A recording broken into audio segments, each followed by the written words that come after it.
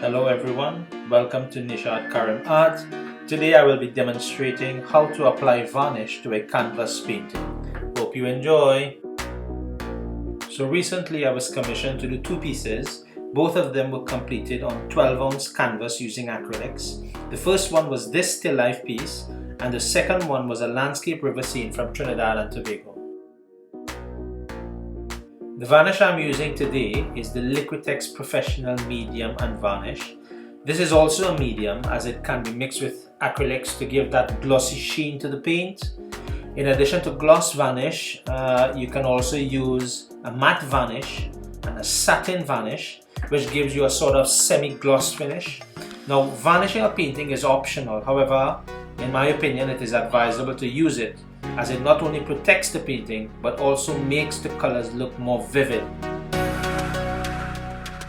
So the first technique I'll be using to apply the varnish today, guys, is the crisscross technique, where you basically apply the first layer either horizontally or vertically, and then once dried, a second layer is applied using brush strokes in the opposite direction.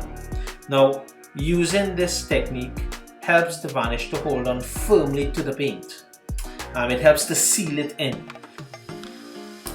The second technique in applying varnish is the opposite of the crisscross technique. In this method, you use the composition of the painting to guide your brush strokes. And as mentioned before, in the second piece, which is a landscape piece, I'm going to follow the shapes and forms of the composition to apply the varnish. I'm using a soft flat mottle brush today to apply this varnish. I'll begin by applying a horizontal layer first, and once dried, use a vertical layer. Make sure before you begin that your brush is dry and clean and has no paint residue in it, so that when you apply the varnish, it has no additional pigment to affect its clarity. I have an aluminum bowl that I use, which is not too deep, as I want to make sure I don't have to dip my brush all the way in. It is also easy to see when I need to pour more varnish if necessary. I mean, you may even see some people pouring the varnish directly onto the canvas. Now, this is another technique which you can try once you've developed your confidence and speed in handling the varnish basically. If you notice, my bowl is also wide enough so that my flat brush can fit down inside easily and I can wipe off any excess. So I'm going to pour some of the varnish into the bowl. You will notice that the seal at the top of the bottle is partially intact and not completely removed, as this helps to extend the life of the varnish, especially as it reacts to the air. It is also important to not pour out too much, as you can always add more if needed, because if you end up with excess in the bowl, it is not recommended to pour it back into the container. If you look carefully, you'll notice that this varnish looks a bit milky. Well, not to worry, as it does dry clear with an amazing sheen and gloss. As I begin to apply, you will also see that it does look a bit cloudy and milky, and that's absolutely normal. I'm going to apply the first layer using horizontal brush strokes, and once dried, complete the second layer using vertical brush strokes. And then once the whole thing is dried, I'll show you an image of the finished piece at the end of the video. Enjoy!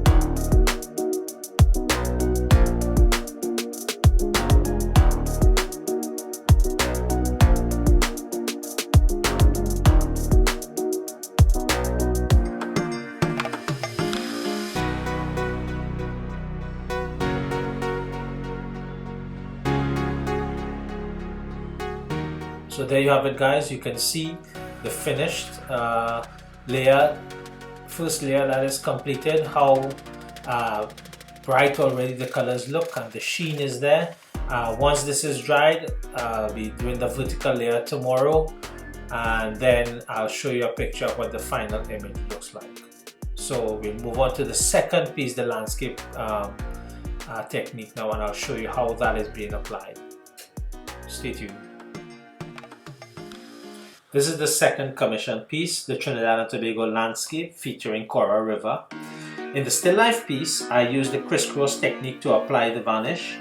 To varnish this piece, I'll be using the composition basically to guide my brush stroke. So for example, I'll follow the verticals and diagonals of the bamboo, the slopes on the side of the land, and even follow the direction of the trees, the plants, and even sort of like the river, the hillside, to sort of like get those irregular random marks to cover the or to apply the varnish basically.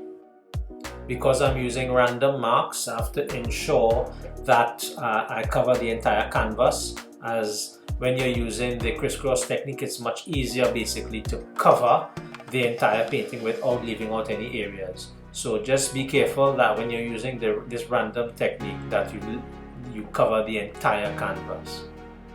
Hope you enjoy.